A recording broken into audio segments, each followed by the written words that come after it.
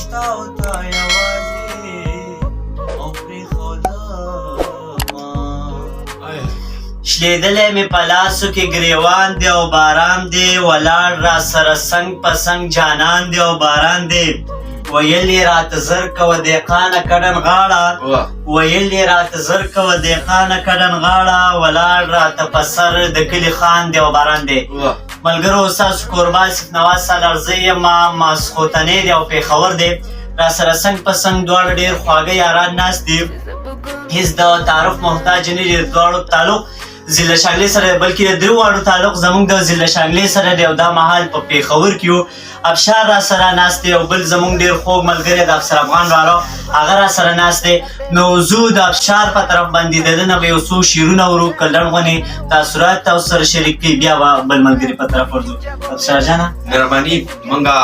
دلته رالو آصف نواز سره ډېر ښه ګپ شپ ولګېدي بیا ټایم داسې موږ باندې لیټ هم شو نو د دې له لاسه په تعدي زر کړو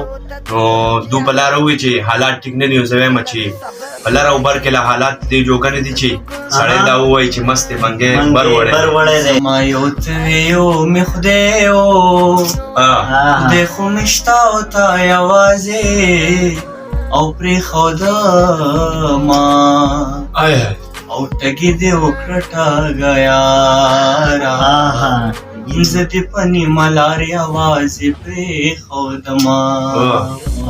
او تا ماته سوې زما هېر شو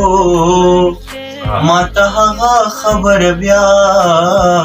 وکړمه یانه بس داسې ده که نه چې دومره نیم تالي ده ځکه ټایم ناوخته دی خو دغه یو دو شعره بیا په دې به اجازت غواړو چې لیکلې ورته ټوله پښتونخوا زمانه واخله ابشاره لیکلې ورته ټوله پښتونخوا زمانه واخله دنیا کې د څوک نسل د افغان غوندې پیدا کړي او موږ هسې د دې خاورې عظمت نه ستایو جانانه موږ هسې د دې خاورې عظمت نه ستایو جانانه پنجاب خو د یو د باچا خان غوندې